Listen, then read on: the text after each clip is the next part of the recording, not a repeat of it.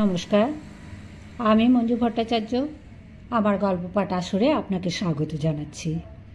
আমার আজকের নিবেদন বিভূতিভূষণ বন্দ্যোপাধ্যায়ের একটি ছোট গল্প, গঙ্গাধরের বিপদ। অনেক দিন আগেকার কথা। কলকাতায় তখন ঘোড়ার ট্রাম চলে। সে সময় মশলা পোস্তায় গঙ্গাধর কুণ্ডুর ছোটোখাটো একখানা মশলার দোকান ছিল। গঙ্গাধরের দেশ হুগলি জেলা, চাপাডাঙ্গার কাছে। অনেক দিনের দোকান। যে সময়ের কথা বলছি, গঙ্গাধরের বয়স তখন 50-এর ওপর, কিন্তু শরীরটা তার ভালো যাচ্ছিল না।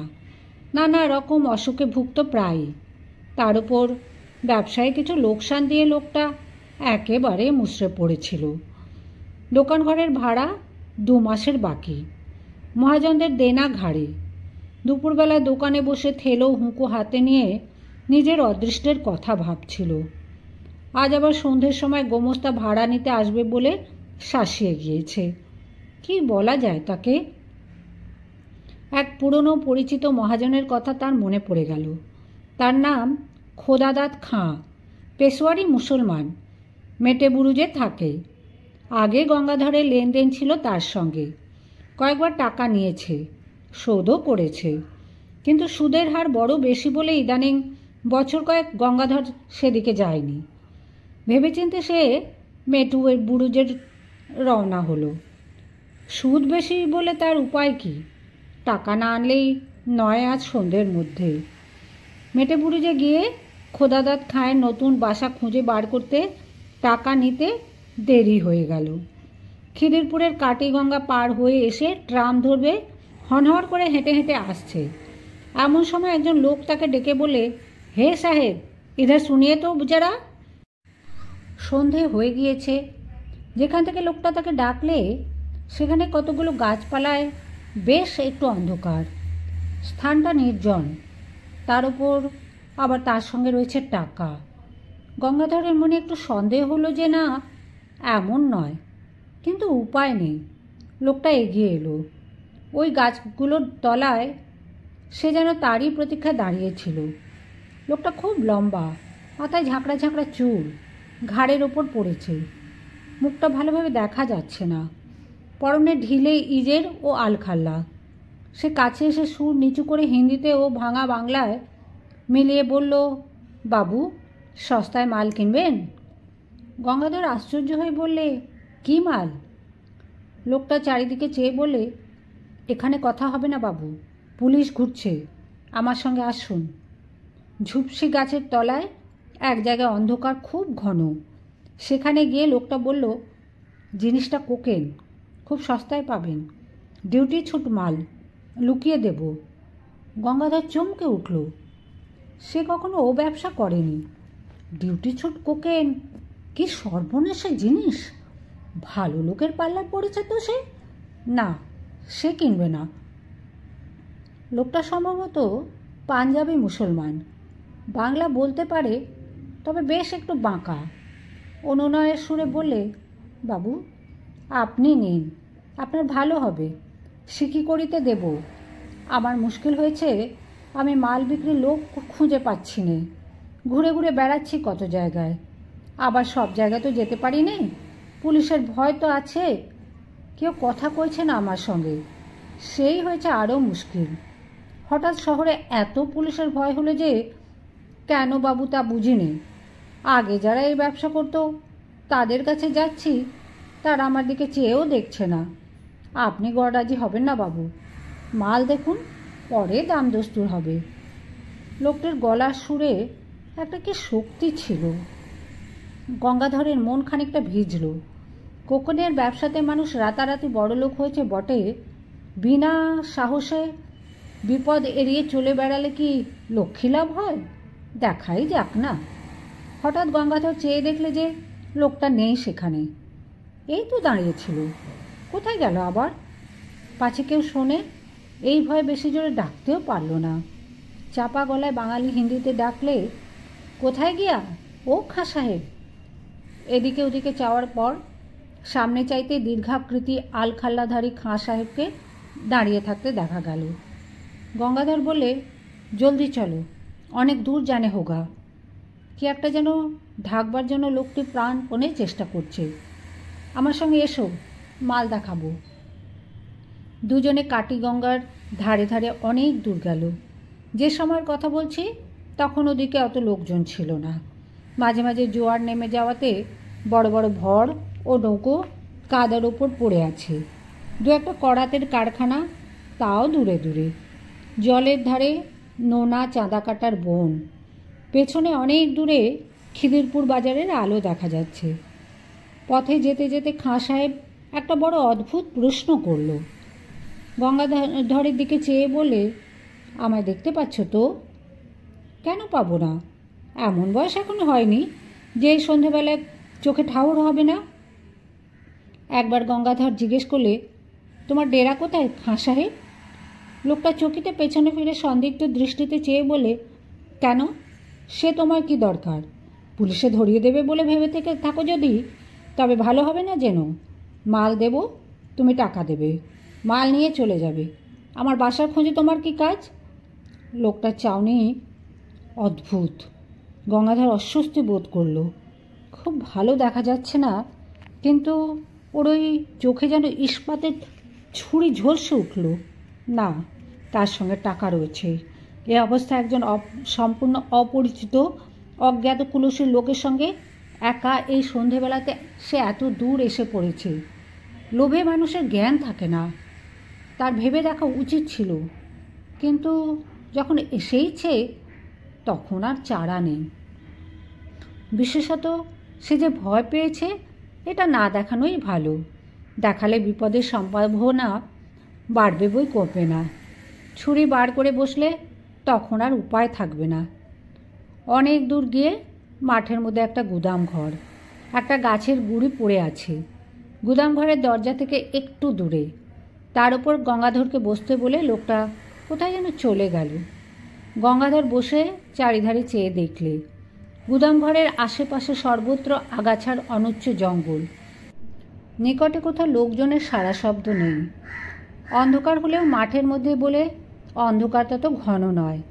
সেই পাতলা অন্ধকারে চেয়ে দেখে গঙ্গাধরের মনে হলো গুদামঘরটা পুরনো এবং যেন অনেককাল অব্যবহার্য হয়ে পড়ে আছে। বাঁশের বেড়া খসে পড়েছে জায়গায় জায়গায়, চালের খোলা উড়ে গিয়েছে মাঝে মাঝে, সামনের দৌড়টা উই ধরা, ভেঙে পড়তে চাইছে যেন। গঙ্গাধরের কেমন একটা ভয় হলো। কেন সে এখানে এলো এই সন্ধ্যায়? এরকম জায়গায় একা মানুষে আসে, বিশেষ করে এতগুলো টাকা সঙ্গে করে? সে আসতো না কখনোই। সে কলকাতায় আজ নতুন নয়, তার উপর ঝুনো ব্যবসাদার। বাঙাল দেশ থেকে নতুন আসেনি। ওই লোকটির কথা সুরে কী জাদু আছে, গঙ্গাধরকে যেন টেনে এনেছে। সাধ্য ছিল না যে সে ছাড়ায়, এ কথা এখন তার মনে হলো। হঠাৎ অন্ধকারের মধ্যে খাঁ সাহেবের মূর্তি দেখা গেল। লোকটার যাওয়া আসা এমন নিঃশব্দ ও এমন অদ্ভুত ধরনের, যেন মনে হলো অন্ধকারে ওর চেহারা মিলিয়ে গিয়েছিল, আবার ফুটে বেরুলো। কোথাও যে চলে গিয়েছিল এমন মনে হয় না, পাকা আর ঝুনো খেলোয়াড় আর কি। খাঁ সাহেব দৌড় খুলে গুদাম ঘরে ঢুকলে। গঙ্গাধরকেও যখন পেছনে আসতে বললে তখন ভয় গঙ্গাধরের হাত পা ঝিমঝিম করছে, বুক ঢিপঢিপ করছে। এই অন্ধকার গুদাম ঘরের মধ্যে নিয়ে গিয়ে ঠিক ও লোকটা ওর ওই লম্বা হাতে গলা টিপে ধরবে কিংবা ছুরি বুকে বসাবে, সেই ফন্দিতে এতদূর ভুলিয়ে এনেছে। লোকটা নিশ্চয়ই জানতো যে তার কাছে টাকা আছে, অনুসন্ধান রেখেছিল। কে জানে খোদাদাদ খাঁয়ের দলের লোক কিনা। গঙ্গাধরের কপালে বিন্দু বিন্দু ঘাম দেখা দিলে। একবার সে ভাবলে দৌড়ে পালাবে, কিন্তু সে বুড়ো মানুষ। এই জোয়ান পাঞ্জাবি মুসলমানের সঙ্গে দৌড়ের পাল্লায় তার পক্ষে পেরে ওঠা অসম্ভব। কলের পুতুলের মতো গঙ্গাধর গুদাম ঘরের মধ্যে ঢুকল। আশ্চর্য, গুদামের ওদিকের দেওয়ালটা যে একেবারে ভাঙা। গুদামের সর্বত্র দেখা যাচ্ছে সে অস্পষ্ট অন্ধকারে। এক জায়গায় দুটো খালি পিঁপে ছাড়া কোথাও কিছু নেই। মাকড়সার জাল সর্বত্র। অন্ধকার দেখা যায় না বটে, কিন্তু নাকে মুখে লাগে। একটা কীরকম ভ্যাবসা গন্ধ গুদামের মধ্যে। মেঝেটা স্যাঁতস্যাঁতে, কতকাল এর মধ্যে যেন মানুষ ঢোকেনি। এদিকে আবার খাঁ সাহেব কোথায় গেল? লোকটা থেকে আবার কোথায় যায়? অল্পক্ষণ, মিনিট 2 হবে, কেউ কোথাও নেই, শুধু গঙ্গাধর একলা। আবার সেই ভয়টা হলো, কেমন এক ধরনের ভয়, যেন বুকের রক্ত হিম হয়ে যাচ্ছে। এই বা কীরকম ভয়? আর গুদাম ঘরটার মধ্যে কনকনে ঠান্ডা হাওয়ায় যেন একটা স্রোত বইছে মাঝে মাঝে। মিনিট 2 পরে খাঁ সাহেব এই তো অন্ধকারের মধ্যে সামনেই দাঁড়িয়ে। হঠাৎ একটা অদ্ভুত কথা বলে খাঁ সাহেব বললে, তুমি কালা নাকি? এতক্ষণ কথা বলছি, শুনতে পাচ্ছ না? কথার উত্তর দিচ্ছ না কেন? কোকেন যে জায়গায় আছে বললাম, তা দেখতে পেয়েছো? সাবলের চার দিয়ে তুলতে বললাম, পিঁপড়ে দুটো হাঁ করে সঙ্গের মতো দাঁড়িয়ে আছো কেন? বারে, এত কথা কখন বলছে লোকটা?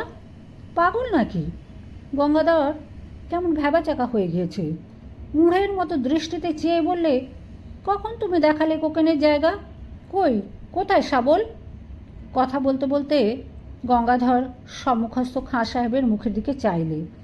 সঙ্গে সঙ্গে তার মনে হলো তার বিভ্রান্ত বিমূঢ় আতঙ্কাকুল দৃষ্টির সামনে খাঁ সাহেবের মুখ, গলা, বুক, হাত, পা, সারা দেহটা যেন চুরচুর হয়ে গুঁড়িয়ে গুঁড়িয়ে পড়ছে।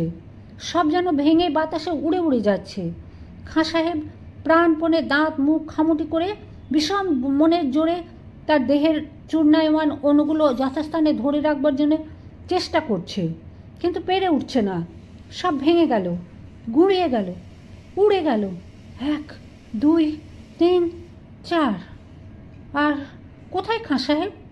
চারিপাশের অন্ধকারের মধ্যে সে মিশিয়ে গেছে। একটা ঠান্ডা কনকনে বাতাসে ঝাপটা এলো কোথা থেকে।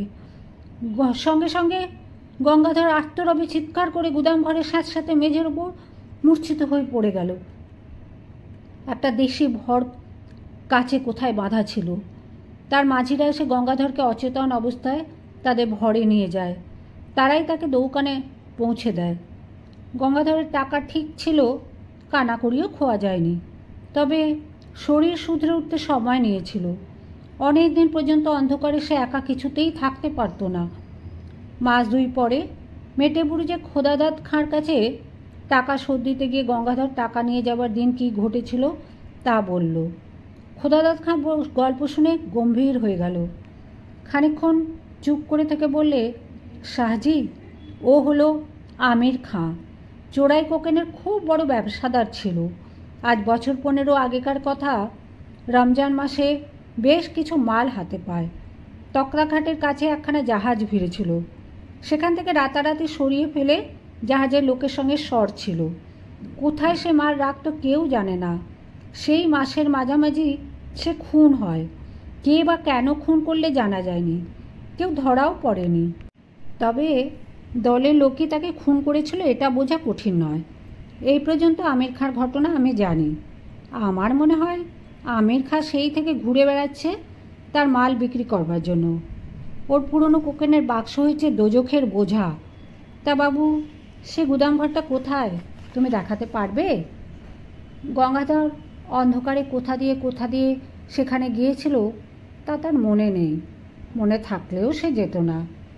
পথে আস্তে আস্তে গঙ্গাধরের মনে পড়ল পুরনো ভাঙা গুদামঘরটার অস্পষ্ট অন্ধকারের মধ্যে আমির খাঁয়ের মুখে সেই হতাশ ও অমানসিক চেষ্টা করেও হেরে যাবার দৃষ্টিটা।